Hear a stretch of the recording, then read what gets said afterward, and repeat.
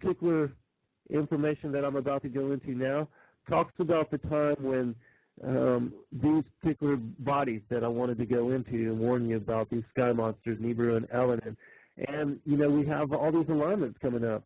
Over the next month and a half, we have all these alignments that are supposed to happen where we could see, celestial events, things happening in the heavens, signs in the sun and the moon and the stars. So be aware of that too, and you can check it out. Just pull up the JPL NASA timeline for Elenin and know that, according to this particular text, the Kolbrin Bible, that there could be something following Elenin. And if that is the case, if Planet X and Nibiru is following Elenin, we're supposed to be crossing over the path of Elenin. I believe it's October 16th. And then we'll be, our planet will be entering into its debris field and crossing over before moving on into, a safer part of our orbit.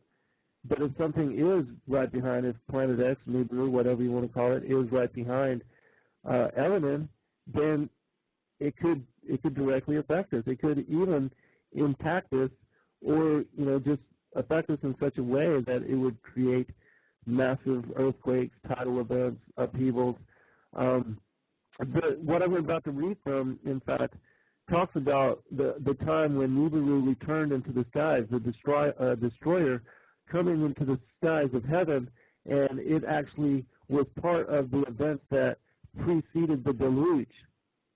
And so I'm going to read some of that, because a lot of people don't know that Nibiru had, and Elenin, they had parts to play in earlier cataclysmic events that happened in the early history of our solar system. In fact, I talked about with Doug Elwell in a show that we did on the prior times, the early history of our universe, about how, in fact, Nibiru was responsible for splitting Tiamat and moving it over here to where the Earth is now. And that when this event happened so long ago and accelerated by the Enuma Elish, that this was the beginning of life here on this planet, because it was actually moved to a distance where it was perfect to then harbor life in mass multiplication. And so the Lord allowed, utilized Nibiru to even create this planet. And most people don't know that either about our ancient past. So check out that show. It's called The Prior Times with Doug Elwell. All right, now I'm going to start reading. Then, with the dawning, men saw an awesome sight. There, riding on a great black rolling cloud, came the destroyer, newly released from the confines of the sky vaults, and she raised about the heavens, for it was her day of judgment. The beast with her opened its mouth and belched forth fire and hot stones and a vile smoke. It covered the whole sky above, and meeting place of earth and heaven could no longer be seen. In the evening, the places of the stars were changed. They rolled across the sky to new stations, and then the floodwaters came. Does that not sound like a pole shift? I want to read that again, because this fits in with Isaiah, I believe, chapter 24, and also with the pole shift that Noah was witness to in the book of Enoch. And so, listen again to this sentence. In the evening, the places of the stars were changed. They rolled across the sky to new stations. Then the floodwaters came. I want to make mention real quick, and then I'll continue with the story, that the Kolbrin text also talk about, in the Sumerian text talk about how when Nibiru came by, that it was the ice sheet on the continent of Antarctica that slipped off and into the ocean and actually created a tsunami, and that the tsunami was part of what flooded and put many lands underwater. And then after that, there was the 40 days of rain and hail and storms that then flooded everything else. So, but we'll get to that. The floodgates of heaven were opened, and the foundations of earth were broken apart. The surrounding waters poured over the land and broke upon the mountains. The storehouses of the winds burst their bolts asunder. So storms and whirlwinds were loosed to hurl themselves upon the earth. In the seething waters and howling gales, all buildings were destroyed. Trees were uprooted and mountains cast down. There was a time of great heat. And then came a time of bitter cold.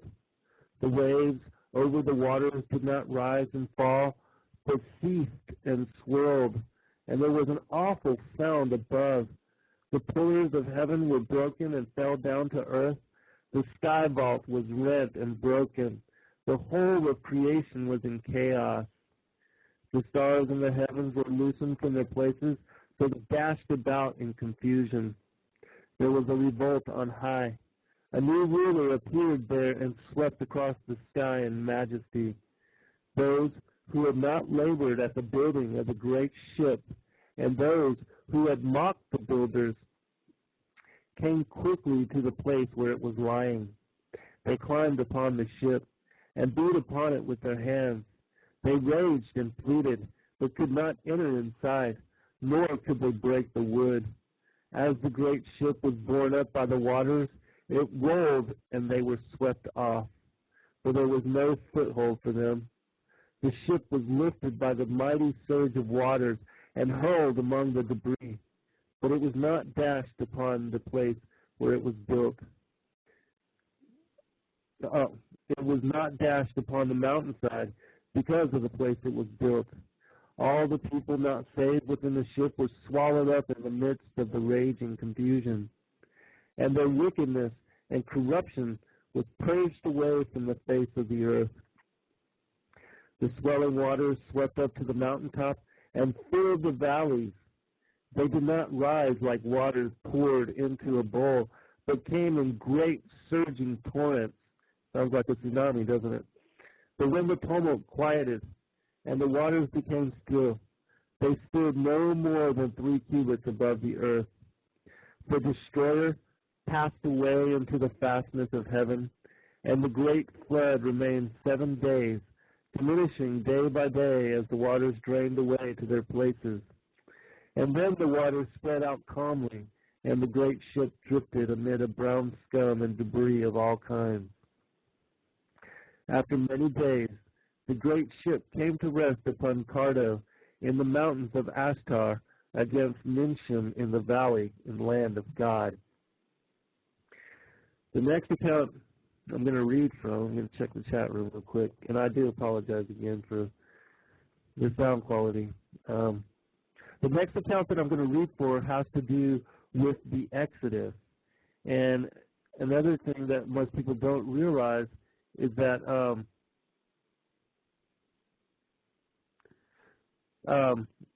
and Jeff, just so you know, I do care, brother, but I don't know what to do to resolve the issue. I've just upgraded the mic. I don't know. Maybe I got to upgrade the computer. I don't know. But and like I said, if anybody out there has any technical, expertise on sound and all that, please do send me information.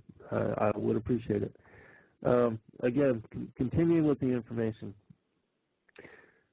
Again, most people don't realize that the Exodus too, that when the Israelites, the Hebrews were led out of Egypt, that Nibiru also had part to play in that.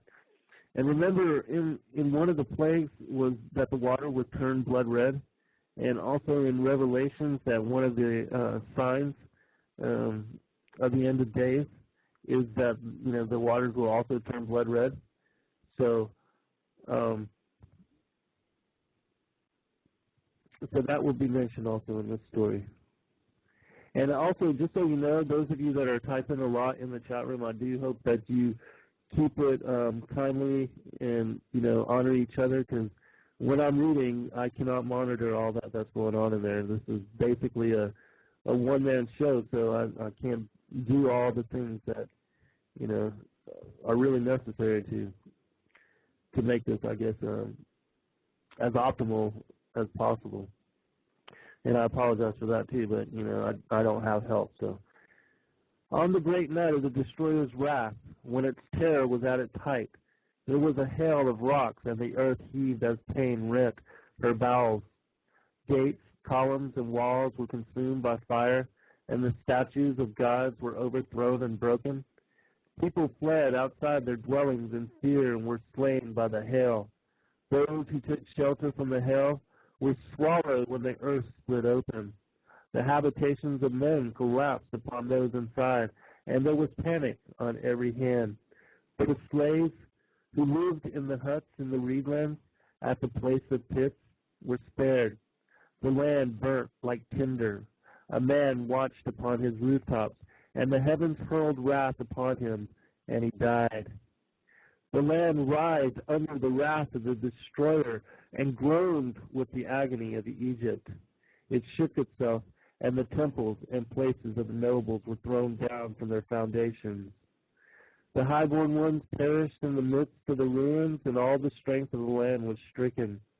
Even the great one, the firstborn of the pharaohs, died. With the highborn in the midst of terror and falling stones. The children of princes were cast out into the streets, and those who were not cast out died within their abodes. There were 9 days of darkness and upheaval, while a tempest raged such as never had been known before. When it passed away, brother buried brother throughout the land. Men rose up against those in authority and fled from the cities to dwell in tents and in the outlands.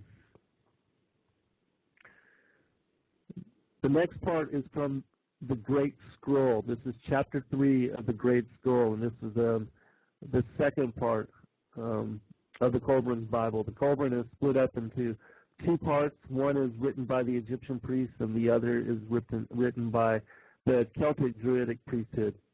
And it actually goes, way back to even prior to Egypt, to even the destruction of the First World Age. And so these stories are very, very ancient. And that's why I do recommend people read the Kolbrin for themselves if they have not. But be wary, that because it is written from a pagan perspective, that they do deny Christ as the Son of God. But it does give you an interesting perspective on the accounting of creation and what happened in the prior times. Men forget the days of the destroyer. Only the wise know where it went and that it will return in its appointed hour. It raged across the heavens in the days of wrath, and this was its likeness.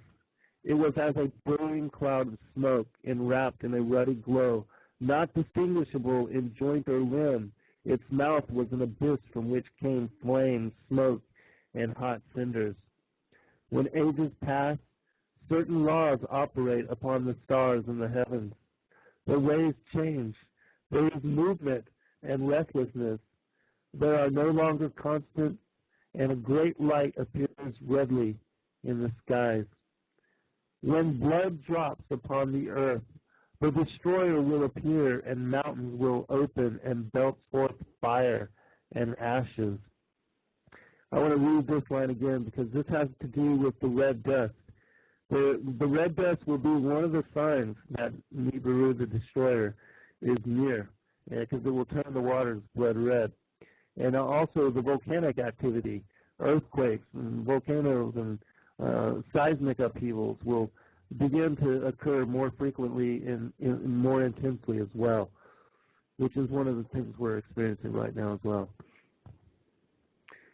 When blood drops upon the earth, a destroyer will appear, and mountains will open up and belch forth fire and ashes.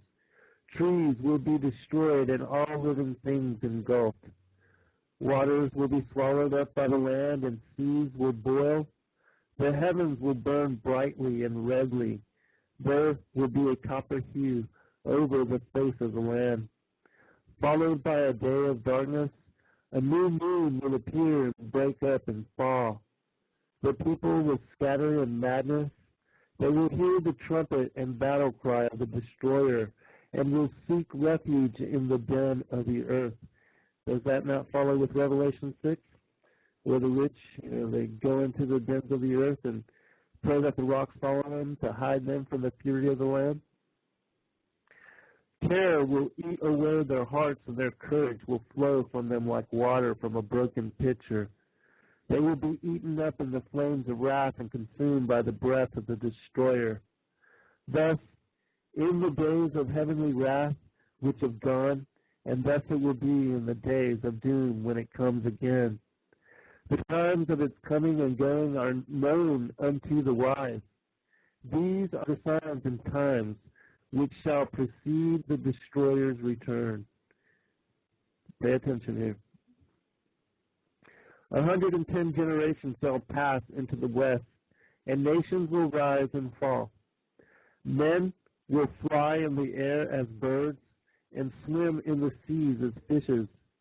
Men will talk peace one with another. Hypocrisy and deceit shall have their day. Women will be as men, and men as women. Passion will be a plaything of a man. A nation of soothsayers shall rise and fall, and their tongue shall be the speech learned. A nation of lawgivers shall rule the earth and pass away into nothingness.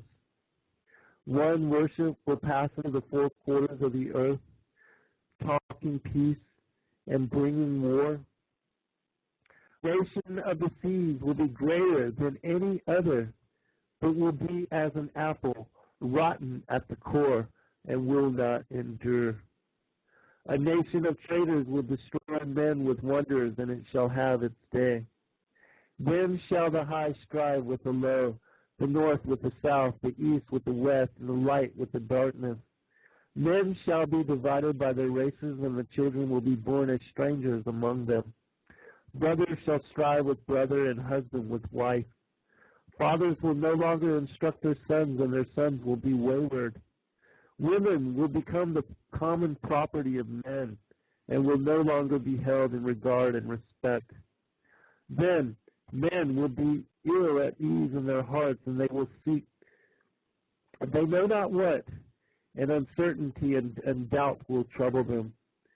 They will possess great riches, but be poor in spirit. Then will the heavens tremble, and the earth move.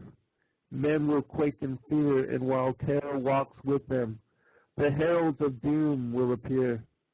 They will come softly as thieves to the tombs. Men will not know them for what they are. Men will be deceived. The hour of the destroyer is at hand. In those days, men will have the great book before them. Wisdom will be revealed. The few will be gathered for the stand. It is the hour of trial. The dauntless ones will survive. The stout-hearted will not go down to destruction. Great God of all ages, alike to all who sets the trials of man, be merciful to our children in the days of doom. Man must suffer to be great, but hasten not his progress unduly. In the great winnowing, be not too harsh on the lesser ones among men. Even the son of a thief has become your scribe. This is chapter 4 from the same scroll, the great scroll. This is part 2 of the return of the destroyer. We'll take a glance in at the chat room. I'm reading from the book of Kolbrin. It's Kolbrin. It's the Kolbrin Bible. I'm reading the different accounts that about Nibiru returning in our heavens and in our skies, and the way that it affected all of us, or this planet, in past civilizations and ancient peoples, early in our history. And so, yes, the Kolbrin Bible. This is an ancient historical account. And I'll come back to the chat room every now and then. So if you got any questions, just place them there and give me a little time. And I'll, in between readings, I'll check it out. I appreciate your patience and everybody's good behaviors and honoring each other and sharing with each other the way that you are. I appreciate that greatly. All right, this is important as well. O sentinels of the universe who watch for the destroyer, how long will your coming vigil last? O mortal men who wait without understanding, where will you hide yourselves in the dread days of doom, when the heavens shall be torn apart and the skies rent in twain, in the days when children would turn gray-headed? This is the thing which will be seen. This is the terror your eyes will behold. This is the form of destruction that will rush on you. There will be a great body of fire. the glowing head with many mouths and eyes ever changing. Terrible teeth will be seen in formless mouths, and a fearful dark belly will glow redly from fires inside. Even the most stout-hearted man will tremble, and his bowels be loosened, for this is not a thing understandable to men. It will be a vast, sky-spanning form, enwrapping earth, burning with many hues within wide open mouths. These will descend to sweep across the face of the land, engulfing all in the yawning jaws. The greatest warriors will charge against it in vain. The fangs will fall out, and lo, they are terror-inspiring things of cold, hardened water. Great boulders will be hurled down upon men, crushing them into red powder. As the great salt waters rise up in its train, and roaring torrents pour towards the land, even the hero among mortal men will be overcome with madness. As moths fly swiftly to their doom in the burning flame, so will these men rush to their own destruction. The flames going before will devour all the works of men. The waters following will sweep away whatever remains. The dew of death will fall softly as the carpet over the cleared land. Men will cry out in their madness, "Oh, whatever being there is, save us from this land, tall form of terror, save us from the gray dew of death." All right, I want to cover it because I know I'm going to quickly run out of time. So I wanted to move into some of these other prophecies that are also associated with some other historical accounts that you can look up. This is a poem from Mother Shipton, and I believe she's early 1800s, and she actually wrote a poem about this particular event too. So I'm going to read this kind of quick so I can try to get into the Nostradamus prophecies before the end of the show. It says this: "For storms will rage and oceans roar when Gabriel stands on sea and shore, and as he blows his wondrous horn, old worlds will die and new be born. A fiery dragon will cross the sky 6 times before the earth shall die. Mankind will tremble and frightened be for the 6 heralds in this prophecy.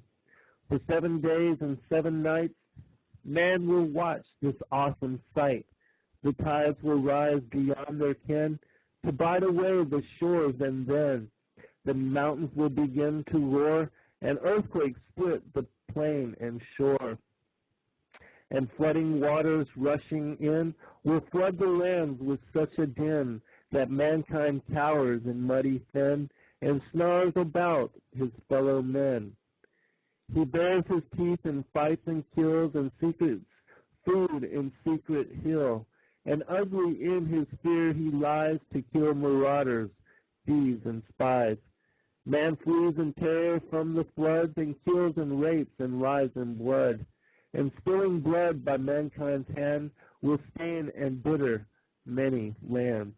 And when the dragon's tail is gone, man forgets and smiles and carries on, to apply himself too late, for mankind has earned deserved fate. His masked smile, his false grandeur, will serve the gods their anger stir, and they will send the dragon back to light the sky. His tail will crack upon the earth and rend the earth, and man shall flee king, lord, and serf. But slowly they are routed out to seek diminishing water spout, and men will die of thirst before the oceans rise to mount to the shore. And lands will crack and rend anew, 'cause you think it strange, yet it will come true. And in some far-off distant land, some men of such a tiny band will have to leave their solid mount and span the earth, those few to count, whose surprise is unreadable, and then begin the human race again, but not on the land already there, but on ocean beds stark, dry, and bare. Not every soul on earth will die as the dragon's tail goes sweeping by. Not every land on earth will sink, but these will wallow in stench and stink of rotting bodies of beast and man, of vegetation crisped on land. But the land that rises from the sea will be dry and clean and soft and free of mankind's dirt, and thereof be the source of man's new dynasty. And those that live will ever fear the dragon's tail for many a year. The time erases memory. You think it strange, but it will be. And before the race is built anew, a silver serpent comes to view, and spews out men of like unknown to mingle with the earth now grown. That's kind of interesting, isn't it? A silver serpent comes to view and spews out men of like unknown to mingle with the earth now grown, cold from its heat, and these men can enlighten the minds of future man, to intermingle and show them how to live and love, and thus endow the children with the second sight, a natural thing, so that they might grow grateful, humble, and when they do, the golden age will start anew. The dragon's tail is but a sign for mankind's fall and man's decline. And before this prophecy is done, I shall be burned at the stake at one. My body singed and my soul set free. You think I uttered blasphemy? You're wrong. These things have come to me. This prophecy will come to be. That's a Mother Shipton on the great dragon, which in the Enuma Elish and several of the old tales that discuss the battle that happened between Nibiru and Tiamat in the early days of the solar system, that they called Nibiru the dragon. All right, I should have time to get through this. All right, these prophecies that I'm going to be reading now are connected to Nostradamus, and there's just a few quatrains that I'm going to read, and then I'm going to try to end the show with one final account from the Sumerian text. Excuse me while I sip some water.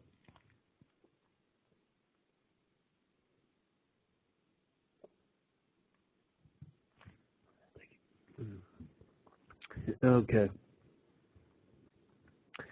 This is quatrain I-69. The great mountain round the seven stadia, afterwards peace, war, famine, flood. It will roll far away, sinking great countries, even antiquities and great foundations. All of these things that I'm bringing forth to you are also connected to the Bible codes, because for those that study the Bible codes, there's a lot of asteroids and asteroid impact, hailstorms, floods, earthquakes, upheavals that are associated to the return of, some cosmic bodies, and that this all has part to play in the future, in the near future even, of the soon coming history of this planet. And so these are things that we have to be aware of. The Lord warns us about these things. Quatrain 2, passage 43. During the bearded star's appearance, the three great princes will be made enemies. Hit from the sky, peace, earth trembling, paw, Tiber overflowing, serpent on the brink placed. Now, I'm no expert at Nostradamus, so I'm not even going to try to decipher all these things. I just thought it would be interesting for you to hear that, that there are prophecies on that side of it too, because we know he's part of that whole Freemasonic, Illuminati, New World Order, elitist, Adam Weishaupt, those elitist people. So the arrow from heaven will make its journey, dead while speaking a great execution. The stone in the tree, the pawn nation brought down, the rumor of a human monster, purge and expiation. Quatrain 262. Mabus will soon die, and there will happen a dreadful destruction of people and animals. Suddenly, vengeance will appear 100 hands thirst and hunger when the comet passes. This also kind of reminds me of the passage in Thessalonians that talks about how they will, they will be declaring peace and then comes sudden destruction. What could be greater sudden destruction than a deep impact type of an event, extinction level event, which is prophesied in the Word? These things are coming. It's not necessarily, in my opinion, that the last bowels of wrath, they are not poured out on the church. If they're poured out on those not written into the book of life and those that have no part in salvation. So be wary of that as well. Okay. I think I'm going to have to skip to, I want to read this account from Sumer. I think I can get to it in just a few minutes, and then I'll end this with a final prayer. This reading from here is called the Lost Book of Enki, E-N-K-I. And this also is a Sumerian cuneiform text that was translated by Zechariah Sitchin that is thousands of years old. And it says this about one of Nibiru's passings. Upon the earth the warmth was rising, vegetation flourished, wild creatures overran the land. The rains were heavier, rivers were gushing, abodes repairing needed. Upon the earth the heat was increasing. The snow-white parts to water were melting. The bars of the seas the oceans were not containing. From the depths of the earth volcanoes were fire and brimstone belching. The grounds were trembling. Each time the earth was shaking. In the lower world, the snow-white hued place, the earth was grumbling. At the tip of the Abzu, Enki, a place for observing, established. To his son Nergal and his spouse Ereshkigal command thereof he entrusted. A thing unknown and untoward thing thereon is brooding. Nergal to his father Enki said, in Nubuki, the place of the bond heaven and earth, Enlil, the heavenly circuit, was watching. By the image of the tablets of destiny, celestial motions he was comparing. There is turmoil in the heavens, Enlil to his brother Enki said. From the planet Lamu, the place, that's Mars for those that don't know, Lamu. From the planet Lamu, the place of the way station, Marduk to Enki his father was complaining. Strong winds are disturbing, annoying dust storms they are raising. He's reporting from Mars. Remember the Anunnaki, they have a way station. They're on Mars. They even have one on the moon as well. They set it up there a long time ago. Strong winds are destroying. So Marduk to his father Enki was beaming. In the hammered bracelet, which is the asteroid belt, turmoils are occurring. Upon the earth, brimstones from the skies were falling. Pitiless demons havoc causing. Violently the earth they approached. Into flaming fires in the skies they were bursting. In a clear day, darkness they were causing. With storms and evil winds they raged around. Like stony missiles, the earth they were attacking. Kingu, Earth's moon, and Lamu, too, by these havocs were afflicted. The faces of all three, just so you know, Kingu is the moon. The faces of all three with countless stars were covered. Enlil to Enki to Anu the king, urgent words were beaming. Nibiru's savants they alerted. The earth and the moon and Lamu, a calamity unknown, are facing. In the heavens, Nibiru was approaching. The sun's abode it was nearing. By the seven in a row arraigned was Nibiru distracted. The path through the hammered bracelet it was missing.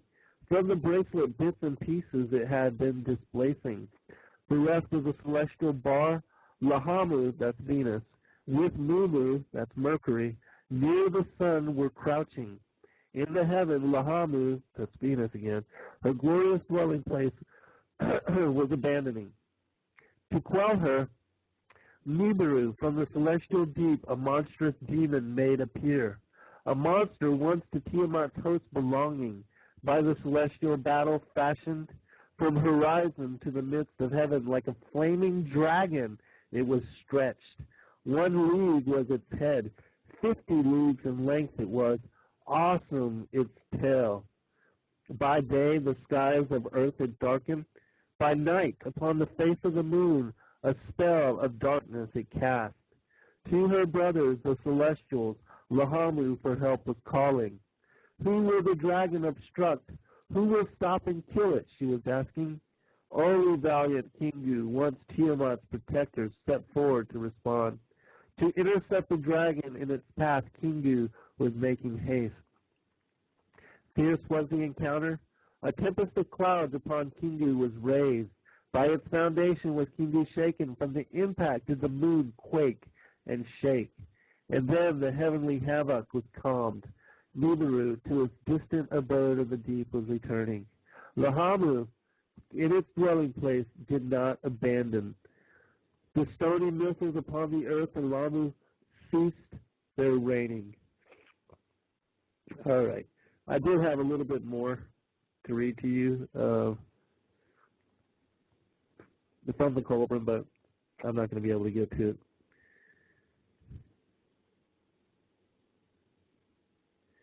Okay, and again, I want to thank everybody, and for those that have some kind of technical expertise that can tell me on how to increase sound quality, please do let me know. I am no technical.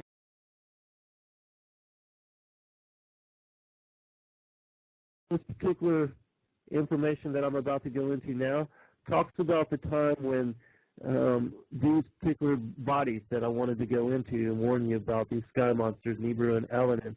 And, you know, we have all these alignments coming up.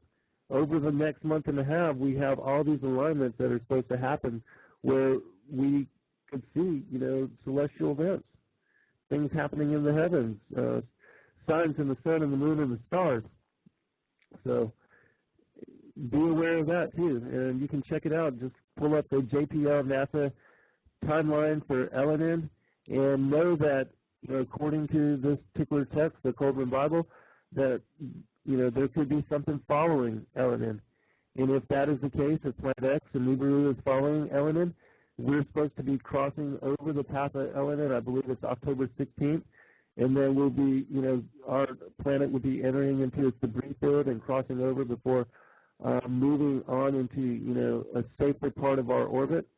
But if something is right behind, if Planet X, Nibiru, whatever you want to call it, is right behind Elenin, then it could directly affect us. It could even impact us, or, you know, just affect us in such a way that it would create massive earthquakes, tidal events, upheavals. But what I'm about to read from, in fact, talks about the time when Nibiru returned into the skies, the destroyer coming into the skies of heaven, and it actually was part of the events that preceded the deluge. And so I'm going to read some of that because a lot of people don't know that Nibiru had and Elenin, they had parts to play in earlier cataclysmic events that happened in the early history of our solar system. In fact, I talked about with Doug Elwell in a show that we did on the prior times, the early history of our universe, about how, in fact, Nibiru was responsible for splitting Tiamat and moving it over here to where the Earth is now, and that when this event happened so long ago and accelerated by the Enuma Elish, that this was the beginning of life here on this planet, because it was actually moved to a distance where it was perfect to then harbor life in mass multiplication. And so the Lord allowed, utilized Nibiru to even create this planet. And most people don't know that either about our ancient past. So check out that show. It's called The Prior Times with Doug Elwell. All right, now I'm going to start reading. Then, with the dawning, men saw an awesome sight. There, riding on a great black rolling cloud, came the destroyer, newly released from the confines of the sky vaults, and she raised about the heavens, for it was her day of judgment. The beast with her opened its mouth and belched forth fire and hot stones and a vile smoke. It covered the whole sky above, and meeting place of earth and heaven could no longer be seen. In the evening, the places of the stars were changed. They rolled across the sky to new stations, and then the floodwaters came. Does that not sound like a pole shift? I want to read that again because this fits in with Isaiah, I believe, chapter 24, and also with the pole shift that Noah was witness to in the book of Enoch. And so, listen again to this sentence. In the evening, the places of the stars were changed. They rolled across the sky to new stations. Then the floodwaters came. I want to make mention real quick, and then I'll continue with the story, that the Kolbrin text also talk about, and in the Sumerian text talk about how when Nibiru came by, that it was the ice sheet on the continent of Antarctica that slipped off and into the ocean and actually created a tsunami, and that the tsunami was part of what flooded and put many lands underwater. And then after that, there was the 40 days of rain and hail and storms that then flooded everything else. So, but we'll get to that. The floodgates of heaven were opened, and the foundations of earth were broken apart. The surrounding waters poured over the land and broke upon the mountains. The storehouses of the winds burst their bolts asunder. So storms and whirlwinds were loosed to hurl themselves upon the earth. In the seething waters and howling gales, all buildings were destroyed. Trees were uprooted and mountains cast down. There was a time of great heat, and then came a time of bitter cold. The waves over the waters did not rise and fall, but ceased and swirled, and there was an awful sound above. The pillars of heaven were broken and fell down to earth. The sky vault was rent and broken.